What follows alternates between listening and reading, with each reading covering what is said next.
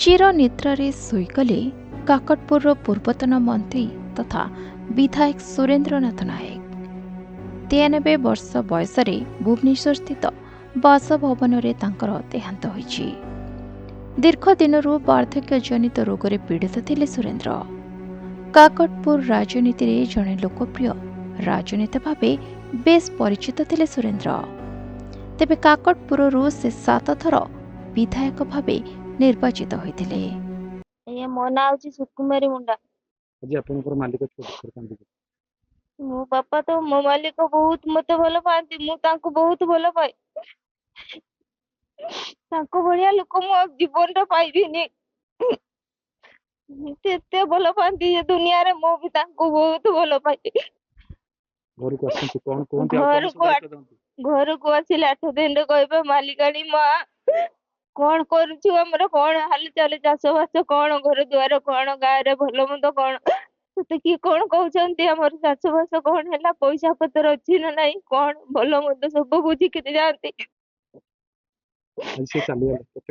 ଆଜି ଚାଲିଗଲା, ମତେ ଏତେ କଷ୍ଟ ଲାଗୁଛି କି ଦୁନିଆରେ ମୋର ଆଉ କେହି ନାହାନ୍ତି। ତ ବାପା ମା ଛାଡିକିରି ଆସିଥିଲି, ବାପା ମା ନାହାନ୍ତି ମୋର। ବାପା ମା ଭଳିଆ ମୁଁ ଚଳିକି ରହିଛି, ମୋ ନିଜ ଘର ଭଳିଆ, ସିଏ ମୋ ବାପା ଭଳିଆ ମୁଁ ଜାଣିଛି ସବୁଠୁ। ଅସ୍ତରଙ୍ଗ ପଞ୍ଚାୟତର ଚେୟାରମ୍ୟାନ ଭାବେ ନିଜର ରାଜନୈତିକ କ୍ୟାରିୟର ଆରମ୍ଭ କରିଥିଲେ ସୁରେନ୍ଦ୍ର ନାୟକ। 1971 ମସିହାରେ ସେ ପ୍ରଥମେ ଉତ୍କଳ କଂଗ୍ରେସ ଟିକେଟରେ ବିଧାନସଭାକୁ ନିର୍ବାଚିତ ହୋଇଥିଲେ। ଏହାପରେ ସେ 1977 ଏବଂ 1985 ମସିହାରେ ଜନତା ପାର୍ଟିରୁ ଟିକେଟ ପାଇ ବିଧାୟକ ଭାବେ ନିର୍ବାଚିତ ହୋଇଥିଲେ। ପରେ 1990ରେ ଜନତା ଦଳରେ, 1995ରେ ଉପନିର୍ବାଚନରେ ଜନତା ଦଳ ଟିକେଟରେ ବିଧାୟକ ଭାବେ ନିର୍ବାଚିତ ହୋଇଥିଲେ।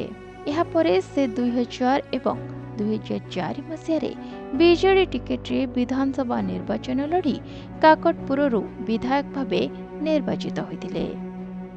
ଏଥିସହିତ ବିଭିନ୍ନ ସମୟରେ ବିଭିନ୍ନ ବିଭାଗର ମନ୍ତ୍ରୀ ଭାବେ ମଧ୍ୟ ଦାୟିତ୍ୱ ତୁଲାଇଥିଲେ ସୁରେନ୍ଦ୍ର ନାୟକ।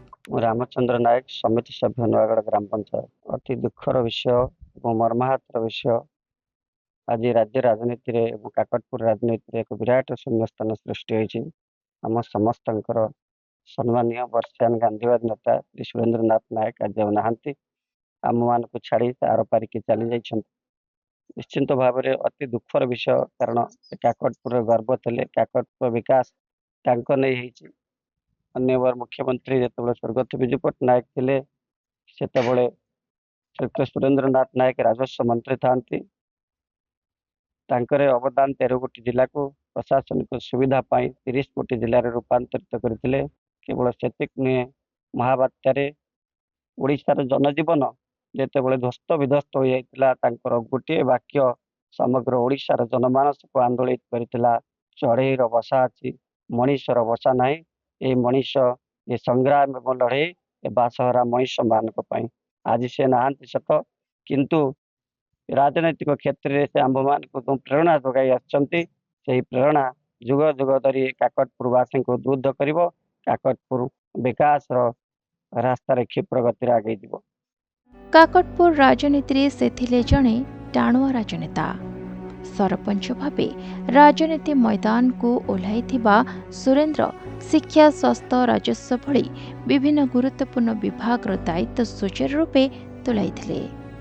1977 ମସିହାରେ ସେ ବିଧାନସଭାରେ ଉପବାଚସ୍ପତି ଭାବେ ମଧ୍ୟ ଦାୟିତ୍ୱ ତୁଲାଇଥିଲେ।